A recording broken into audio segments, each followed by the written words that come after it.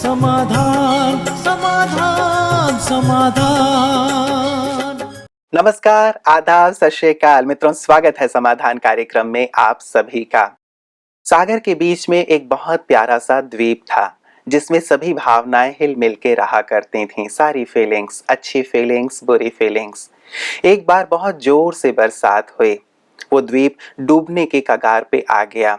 ये अनाउंस किया गया कि भाई सारी ही जो फीलिंग्स हैं वो सभी एक नाव पे सवार हो जाएं और दूसरे सुरक्षित स्थान पे चले जाएं, क्योंकि ये द्वीप कभी भी डूब सकता है। सारी फीलिंग्स भाग के नाव पे सवार हो गईं। अब ये कहा गया कि चेक कर लो कि कोई फीलिंग मिसिंग तो नहीं है। तो देखा गया कि अहंकार अभी तक नहीं आया था। अब कहा गया कि कौन जाए उसे लेने के लिए। बहुत मूसलाधार वर्षा हो रही है। प्रेम सामने आया। उसने कहा कि मैं जाता हूं और अहम को लेकर के आता हूं। सबने मना किया कि अब वक्त नहीं है, इतनी तेज बरसात हो रही है, कभी कुछ भी हो सकता है, इसलिए तुम मत जाओ। लेकिन प्रेम तो प्रेम है ना, उससे सबसे प्रेम है, इसीलिए उसने कहा कि नहीं, कुछ भी हो जाए मैं जाऊंगा। प्रेम उतर गया नाव से और अहम के पास पहुंच गया। उसने कहा कि बहुत तेज वर्षा हो रही है, द्वीप कभी भी डूब सकता है, सभी फीलिंग्स जा रही हैं सुरक्षित स्थान पे, तुम भी चलो। अहंकार तो अहंकार था, वो तना हुआ था, अकड़ा हुआ था। उसने कहा कि अरे किसी को कुछ पता नहीं है, कुछ होने जाने वाला नहीं है, मैं तो यहीं रहूंगा। वो सब तो बुद्धू हैं, जा रहे हैं, भाग रहे हैं, मैं यहीं रहूंगा। प्रेम ने बहुत प्रेम से समझाया कि भले ही बरसात जब कम हो जाएगी तो हम वापस आ जाएंगे, अभी तो खतरा है, तुम चलो साथ। बहुत प्यार से मनाया, लेकिन अहम माना नहीं। नाव से लोग चिल्ला रहे थे, प्रेम को कह रहे थे कि तुम वापस आ जाओ, वापस आ जाओ। लेकिन प्रेम अंत तक डटा रहा और मनाता रहा अहम को। लेकिन अहम भी अहम था, वो भी अड़ा था, नहीं आया। अंततः दोनों डूब गए और दोनों की मृत्यु हो गई। मित्रों, अहम कई बार प्रेम को नष्ट कर देता है। प्रेम बहुत कोशिश करता है कि आपस में हिल मिल के रहें, बातों को संभाल लें। परिवार में यही बात आती है, समाज में यही बात आती है। जहाँ प्रेम होता है, प्रेम निश्चित रूप से बहुत सार्थक कार्य करता है। लेकिन जहाँ अहम है वहाँ प्रेम नष्ट हो जाता है, प्रेम की मृत्यु हो जाती है और संबंध बिगड़ जाते हैं। परिवार की कल भी हम चर्चा कर रहे थे कि यदि परिवार में प्रेम नहीं होता है, अहम का भाव होता है, तो टकराव होता है, अशांति होती है और परिवार बिखरते चले जाते हैं। इसलिए अहम को नहीं, प्रेम को स्थान दें। इसी सुंदर बात के साथ आज की इस कड़ी की शुरुआत करते हैं और भ्राता जी का आइए अभिनंदन करते हैं। भ्राता जी, बहुत बहुत स्वागत और अभिनंदन है। शुक्रिया। क्या कहेंगे भ्राता जी? प्रेम तो लगातार लगा रहता है संबंधों को सुधारने में, लेकिन अहम यदि बहुत बड़ा हो तो परिवार टूट जाते हैं, बिखर जाते हैं। आजकल माया का साम्राज्य है और अहम प्रबल है। प्रेम की शक्ति क्षीण होती जा रही है, इसलिए विजय अहंकार की ही दिखाई दे रही है। जहाँ तक कुछ 2-4 साल से 5 साल कहीं ज्यादा ये मनोविकार ज्यादा ही प्रबल हो गए हैं। इनको हम आसुरी शक्तियां कहते हैं, शास्त्रों में भी इनको आसुरी शक्तियां कहा गया।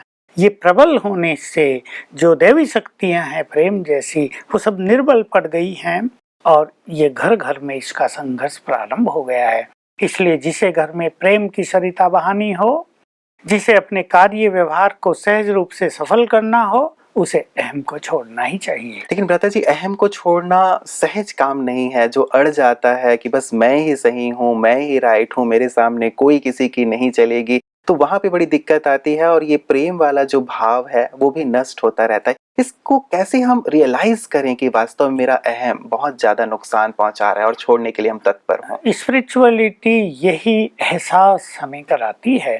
देखिए, अहम शब्द का एक निगेटिव अर्थ है, दूसरा एक पॉजिटिव भी अर्थ है। अहम माना मैं अहंकार का भी प्रतीक है। और यदि मैं के साथ जोड़ दिया जाए, मैं कौन? मैं एक पवित्र आत्मा हूँ। ये देह अलग है, क्योंकि अहंकार की उपज देह अभिमान से होती है, बॉडी कॉन्शियसनेस से होती है। तो ये देह अलग, मैं पीसफुल, मैं वेरी प्योर, मैं तो भगवान की संतान हूँ और जो कुछ मुझे प्राप्त है वो तो प्रभु देन है मुझे। इस मैं को अगर हम बढ़ावा देंगे तो वो अहंकार धीरे धीरे समाप्त होता जाएगा और जब हम इस फीलिंग में रहेंगे मैं कौन, तो उसमें एक बात आ जाएगी, मैं पवित्र आत्मा, मैं प्रेम स्वरूप आत्मा हूँ। सोल कॉन्शियसनेस से मैं कौन हूँ, मैं कौन सी आत्मा हूँ, इस गुड अवेयरनेस से अभिमान डाउन होगा, यानी वो निर्बल पड़ेगा। दूसरी ओर प्रेम की शक्ति प्रबल होगी तो बस प्रेम का साम्राज्य हो जाएगा। यही इसका सरल तरीका है छोड़ने का। बिल्कुल, मतलब हमें आध्यात्म की शरण लेनी ही होगी, बिना इसके हम अपने अहम भाव को ना तो पहचान पाएंगे ना छोड़ पाएंगे। देखिए, बिना उसके तो एजुकेशन बढ़ी, मनुष्य के पास डिग्री आई, अहंकार बढ़ाया डिग्रियों ने। जितना जो क्वालिफाइड है उतना अहम से भरपूर है। वास्तव में सत्य तो ये है कि विद्या मनुष्य को नम्र बनानी चाहिए। कुछ को बनाती है, कुछ का अभिमान बढ़ा देती है। तो स्पिरिचुअल विद्या की जरूरत है जो मनुष्य को नम्र बनाए, निरहंकारी बनाए। और ये घर घर के जो झगड़े हैं, बहुत जो झगड़े युवकों के बीच हो रहे हैं, पति पत्नी के बीच, उससे समाधान पाया जा सकता है। बिल्कुल बिल्कुल, आपने पति पत्नी की बात कही भ्राता जी, और वही हमारे पास मेल आया हुआ है कि पहला मेल वही है जहां से मैंने शुरुआत की थी। ये कहते हैं कि ओम शांति, मुझे आपसे एक समाधान चाहिए। मेरी पत्नी आज भी अपनी माँ को महत्व देती है। वो मेरा तिरस्कार कर सकती है लेकिन अपनी माँ को कभी नीचा नहीं दिखा सकती। उसकी माँ मुझे हर बात पर छोटा दिखाती है। मेरी पत्नी मेरी माँ पर इल्ज़ाम भी लगाती है। मेरी माँ ने उसके पैर भी दबाए हैं जब उसको तकलीफ थी तब, लेकिन वो मेरी माँ से भी ठीक ठीक व्यवहार नहीं करती है। आप मुझे ये बताएं कि मैं उसके साथ आगे जीवन व्यतीत करूं या उससे अलग हो जाऊं। वो मुझे कई बार डराती भी रहती है कि मैं तुम पर दहेज आदि का केस दर्ज करा दूंगी।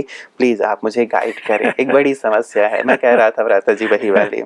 ये बहनों के जो फेवर में कानून बन गए हैं, इनका दुरुपयोग भी बहुत हो रहा है। धमकी दी जा रही है, जैसे ये दे रही है। अभी माँ ने उसको जन्म दिया, उसको माँ से बहुत प्यार है, माँ का उससे प्यार है, ये तो ठीक है। लेकिन जब उसकी मैरिज हो गई, अब वो दूसरे घर में चली गई, अब उसकी सास ही उसकी माँ है। अभी उसको अपनी पहली माँ जिसने जन्म दिया उसके साथ तो रहना, संबंध तो निभाने, लेकिन साथ रहना है नई माँ के साथ जो उसकी पालना करेगी। तो उसको जरा पुराने संबंधों से डिटैच। कई बार ऐसा होता है क्या भ्राता जी कि माँ अपनी बेटी को कंट्रोल कर रही होती है कि तुझे ऐसा करना है, ऐसा करना है, ऐसा करना है, तो शायद इसके कारण प्रॉब्लम हो जाए। तीसरी बात भी है कि उसको जो गाइडेंस मिल रही है वो पीछे से मिल रही है। तो वो अब उनका उस परिवार से नाता कैसा है, वो उसकी सास को क्या समझती है, उसको गिराना चाहती है, या उसके अवगुण उसने चित्त पे रखे हुए, ये ऐसी थी इसने ये किया, कहीं मेरी लड़की से भी ऐसा ना कर दे। कई बातें इसमें हैं। तो वास्तव में अगर एक परिवार को सुंदर बनाना है, अभी उस लड़की को रहना है इस परिवार में, वो इस घर की मालिकिन बन जाए, लेकिन वो अब तक मालिक बन नहीं पा रही क्योंकि उसका जो नाता है, उस पे जो दबाव है उसकी माँ का चला आ रहा है। तो इस बहन को बहुत समझदार होना चाहिए। ये सब चीजें जीवन को सुखी बनाने वाली नहीं है कि तुम पे दहेज का केस कर दूंगा। अच्छा ठीक है, ये उस पे दहेज का केस कर दे, वो जेल में चला जाएगा, क्योंकि कानून तो आजकल कुछ देखता नहीं कि राइट है या रॉन्ग है। ठीक है भाई, दहेज के लिए इसने तंग किया होगा, डालो इसको जेल में। उसका जीवन पता चलता है कि भाई वो 10 साल के बाद पता चलता है कि झूठा केस था। अभी झूठे केस पर करने वाले को दंडित किया जाना चाहिए, ये प्रावधान कानूनों में नहीं है। मैं तो ये कहता हूँ, अगर हमारी आवाज कानूनविदों तक पहुंचे, सुप्रीम कोर्ट के जज तक पहुंचे और नेताओं तक पहुंचे, तो जो गलत केस कर रहे हैं उनको दंडित किया जाए, चाहे वो 10 साल में प्रूव हो, लेकिन उसको 10 साल प्लस 10 साल और सजा दी जानी चाहिए, ताकि कम से कम जो झूठे केस करने वाले हों उनकी रुक सकते, एक झटके में रुक सकते हैं सारे केस। लोगों में भय पैदा हो जाएगा। तो इस बहन को बुद्धिमान होना चाहिए कि जीवन की यात्रा इस तरह तय नहीं की जा सकती। केवल पति पे केस कर देना, माँ के साथ रहना, कल उसकी भाभियां आएंगी, उससे कैसा व्यवहार करेंगी। निश्चित रूप से जो कर्म का सिद्धांत है, जैसा व्यवहार इसने दूसरों से किया वैसा इसकी भाभियां इससे करेंगी, वो निश्चित रूप से इसको घर से निकाल देंगी। तब ये कहाँ जाएगी? इसलिए इसको समझदार बनकर अपनी सास का सम्मान करना चाहिए। देखो, लोग सास को ही दोष देते हैं ना, बहू कैसी भी तेज तराक हो बच निकलती है, लेकिन ऐसे केसेज में दोष इन बहुओं का है। तो इन्हें समझदार होना चाहिए, अपने पति का भी सम्मान करना चाहिए, सास का भी, ससुर का भी, और अपने घर में प्यार और सम्मान का माहौल पैदा करना चाहिए ताकि आने वाली संतति भी महान बने। नहीं तो इसके विचार ऐसे हैं तो इसके बच्चे भी अहंकार से भरपूर होंगे, बिल्कुल, तो सारा खेल बिगड़ जाए। इसके साथ रहें या न रहें, हाँ। बेचारा पति तो लगता है बातों बिल्कुल, से क्योंकि एक बड़ी समस्या हो जाती है, क्योंकि माँ को भी उन्हें देखना है, संभालना है। अब पत्नी महोदया ऐसी हैं, तो एक सिचुएशन ऐसी हो गई है कि अलग हो जाएं या साथ रहें, सच में निर्णय तो लेना ही होगा। माँ को तो संभालना ही होगा। माँ अगर बुजुर्ग हो गई है, कुछ केस ऐसे हो चुके हैं, हमारे पास आते हैं कि पत्नी अपने पति को भगा के ले गई, माँ को अकेला छोड़ गई, वो अच्छा नहीं रहता है। मानवता का भी ध्यान रखना चाहिए। अगर ये एजुकेटेड हैं लेडीज तो इनमें बहुत अच्छी सभ्यता भी होनी चाहिए, गुड मैनर्स भी होने चाहिए, दूसरे का भी ध्यान रखना चाहिए। नहीं तो वही होगा, ये अपनी सास का ध्यान नहीं रखती, इसकी जब बहू आएगी वो इसको घर से निकाल देगी, पूरा इसी तरह होगा। इसलिए एक सामाजिक व्यवस्था सुचारू रूप से चले, इनको अच्छा रहना चाहिए। अब रही बात कि वो इसको छोड़े या रखे, मैं तो एक सिंपल सी राय दूंगा कि पहले तो इसको आत्मा देखे और बहुत गुड वाइब्रेशंस ये इसको दे, जो हमें एक बहुत सुंदर सबकॉन्शियस माइंड का प्रयोग सिखाते हैं। सवेरे 5 बजे जब वो सोई हो या 4 बजे ये उठकर उसे आत्मा देखकर 5 मिनट तो गुड वाइब्रेशंस दे, फिर उसे कुछ थॉट्स दे, तुम बहुत अच्छी आत्मा हो, तुम बहुत बुद्धिमान हो, अब तुम्हें हमारे परिवार में सामंजस्य पैदा करना है, इसको संभालना है, मालिकिन तो तुम हो, माँ तो कब तक रहेगी, वो बुजुर्ग हो गई है, ठीक है अपनी माँ से भी प्यार रखो लेकिन अपने सद्विवेक का प्रयोग करो। अच्छे वाइब्रेशंस इनको देने चाहिए और मुझे विश्वास है अगर ये 21 दिन तक ऐसा करेंगे तो उसके विचार बदल जाएंगे। लेकिन अगर उसका माँ से ज्यादा लगाव ही है और कहीं बात सेटअप नहीं हो रही है तो कह देना चाहिए अच्छा 6 मास माँ के साथ रह के आओ, तो उसे भी थोड़ा लगे कि परिवार क्या चीज होती है और माँ कब तक उसे प्यार दे सकती है। हाँ। ये दूसरा मेल हमारे पास भ्राता जी आया है, सिमी जी ने लिखा है और ये कहती हैं इनकी भी वही समस्या है भ्राता जी। ये कहते हैं कि मेरे जो इन लॉज हैं वो मुझे टॉर्चर करते हैं। वहाँ पति महोदय की बात थी, यहाँ इनकी है। कहते हैं बहुत टॉर्चर करते थे मेरे इन लॉज, इसलिए मैं अपने घर में आ गई हूँ। वहाँ वो मुझे मेडिटेशन भी नहीं करने देते थे, अब मैं यहाँ अपने घर में माँ के पास मेडिटेशन कर रही हूँ, लेकिन अभी भी मुझे बहुत डिप्रेशन है और मैं स्ट्रेस में रहती हूँ। एक पंडित को मैंने कुंडली दिखाई थी अपनी और अपने पति की, तो उन्होंने कहा है कि मेरे पति मांगलिक हैं और उनके साथ मैं पीसफुली नहीं रह सकती और यदि रहूंगी भी तो मेरी मृत्यु हो सकती है। आप कृपया बताएं कि क्या ये मांगलिक वाली जो पंडित जी की बात है वो सही है और क्या समाधान हो सकता है? मांगलिक की समस्या भी देश में बहुत बढ़ती जा रही है। जी, मंगल तो वैसे भ्राता जी अच्छा कहते हैं कि मंगल मंगल मंगल, लेकिन ये मांगलिक शब्द तो बड़ा खतरनाक लग रहा है। मैं भी यही सोचता हूँ, इसने बहुतों के जीवन को बर्बाद कर दिया है, तो क्यों ना मंगल ग्रह को सुंदर वाइब्रेशंस दे के फेवर में किया जाए, अच्छा रहेगा। अब ये अपनी माँ के साथ रह के राजयोग का मेडिटेशन कर रही है, लेकिन एक बात हमेशा ध्यान रखनी चाहिए इनको भी और सबको भी कि जिस चीज को हम ज्यादा सोचते हैं, अब मान लो इसने 2 बातें सोच ली कि पति मांगलिक है, उसके साथ तुम्हारी बनेगी नहीं और अगर तुम उसके साथ रहोगी तो तुम्हारी मृत्यु हो जाएगी। तो ये दोनों बात अगर ये बार बार सोचती है तो इन दोनों चीजों को ये क्रिएट करेगी। जब ये पति के साथ जाएगी तो इस सबकॉन्शियस माइंड को लेकर जाएगी कि मेरी इनके साथ बनेगी नहीं, तो ये कहीं भी मृत्यु भी संभव है, तो ये झुककर नहीं चलेगी, परेशान रहेगी, इसकी जरूरत नहीं है। देखिए मृत्यु से तो डरने की जरूरत नहीं, मृत्यु हर एक की निश्चित समय पर, निश्चित स्थान पर, निश्चित कारणों से ही होनी है, उसे कोई शक्ति चेंज नहीं कर सकती। अगर ये पति को छोड़ के घर भी रहेगी तो मृत्यु तो भी टाइम पे होगी। इसलिए मृत्यु का भय तो अपने अंदर से निकाल देना चाहिए और इसको एक चैलेंज के रूप में स्वीकार कर लेना चाहिए कि मैं वहीं पर बहुत अच्छी तरह अपने को एडजस्ट होकर दिखाऊंगी। तो भले ही सास ससुर इससे बुरा व्यवहार करते हों, लेकिन ये मुस्कुराना सीखे। अपने सास ससुर के लिए एक टेक्निक ये छोटी सी अपनाए कि ये उनको अप्रिशिएट करने लगे।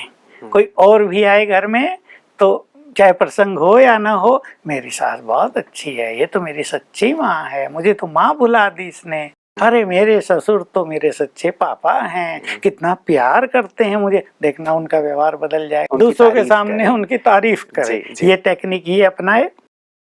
और दूसरा, अपने पति से एडजस्टमेंट करें। ये बिल्कुल भूल जाए कि उसके साथ नहीं बनेगी। जैसे मैंने कहा, जी। चैलेंज के रूप में ले ले कि मुझे बना के दिखानी है, मुझे उसके साथ सुख से जी के दिखाना है, तो मंगल वंगल सब धरे रह जाएंगे। एक तो चलिए ये अपने जैसे आपने कहा इन लॉज की तारीफ करे, उनके साथ अच्छा व्यवहार करे, लेकिन इन लॉज की भी कोई रिस्पॉन्सिबिलिटी बनती है या नहीं बनती कि एक नई बच्ची आई है, बेटी के समान है वो, उनको कम से कम टॉर्चर तो ना कर। सारी जिम्मेदारी उनकी है असलियत में तो। जी। यहाँ इस लड़की का दोष नहीं है। एक तो पहले वो लड़का मांगलिक, इनको समझना चाहिए कि हमारे लड़के में ये ग्रह दोष है, तो इनको कोऑपरेट करना चाहिए। अपनी बहू को उसे बहुत प्यार देना चाहिए, इतना प्यार कि अगर वो घर जाना भी चाहे तो न जाए, और प्यार से उसको वापस बुला लेना चाहिए। अब सबको पता लग जाएगा लड़का मांगलिक है, तो उनके लड़के की भी शादी तो होगी नहीं, तो ये क्या करेंगे?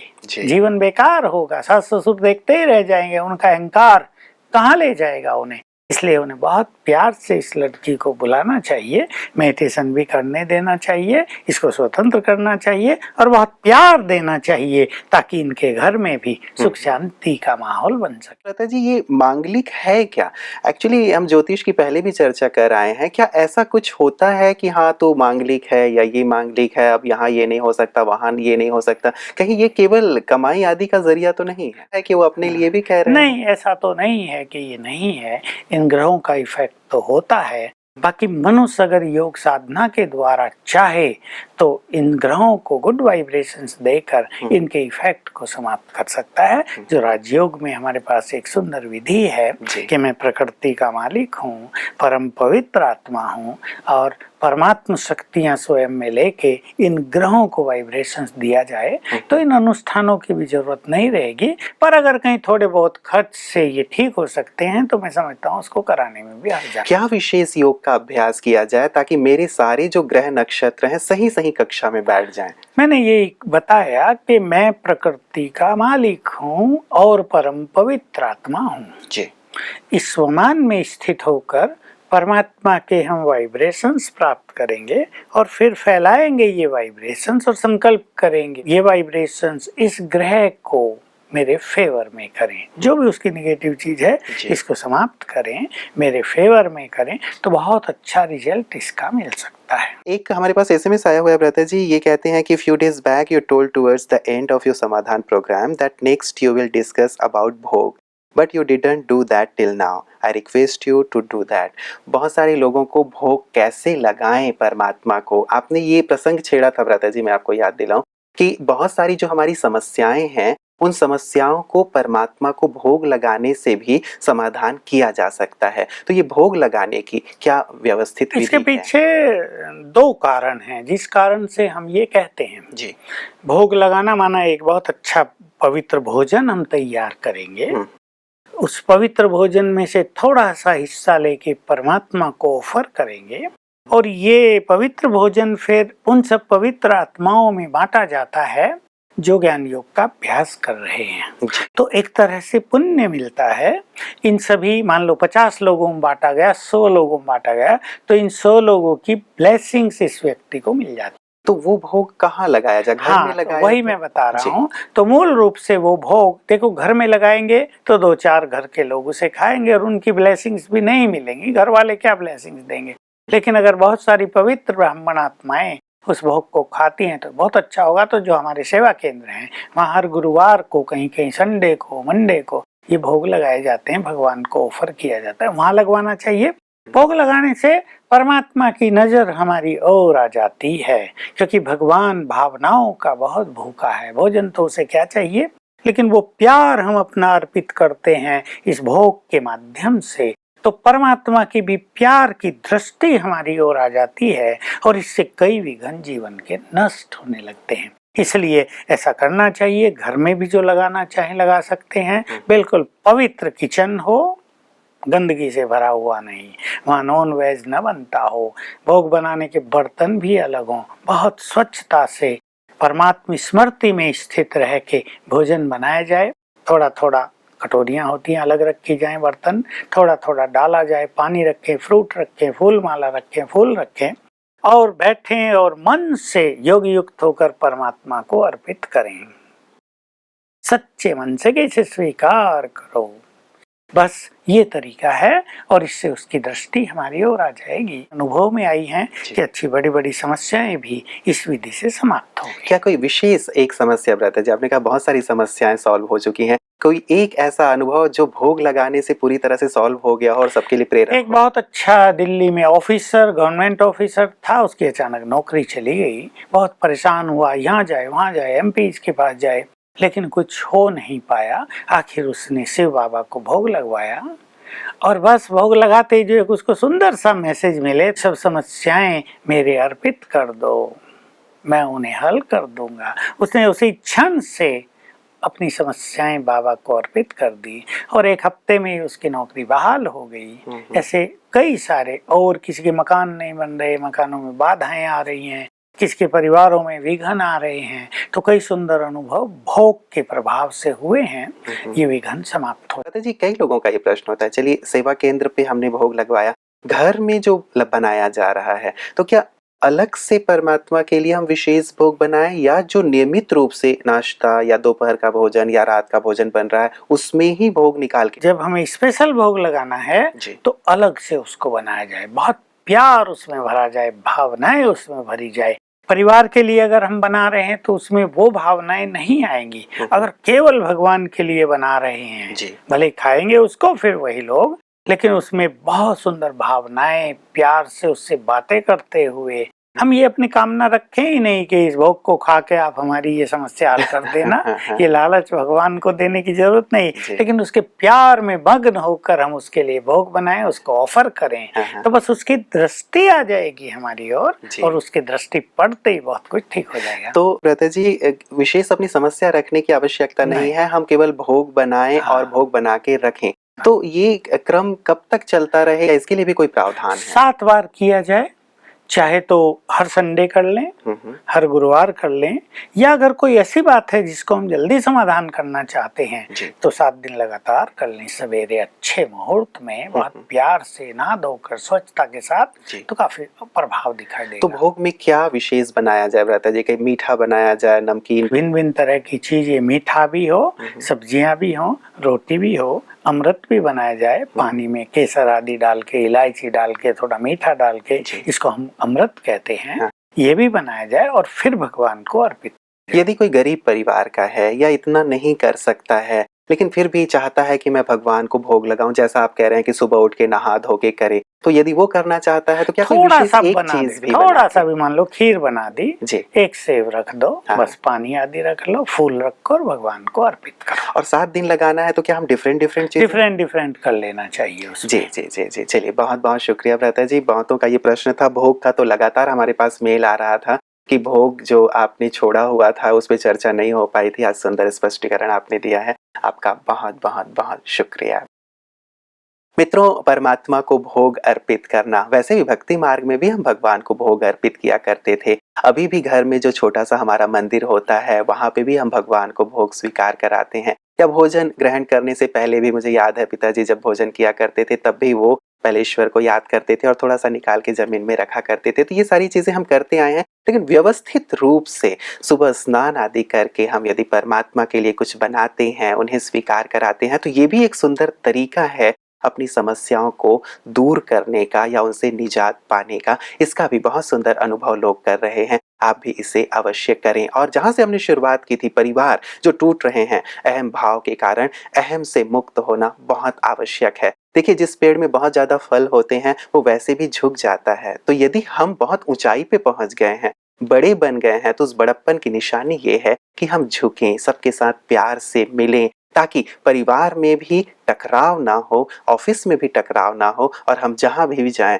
लोग प्यार से हमारा स्वागत करें, अभिनंदन करें और हम मिलजुल के रहें। कितना अच्छा होगा परिवार का भी माहौल, ऑफिस का भी माहौल। तो इन बातों को अवश्य अपने जीवन में लाइएगा, इन पे विचार कीजिएगा, आपका जीवन सुखमय हो, शांतिमय हो। इन्हीं शुभकामनाओं के साथ नमस्कार।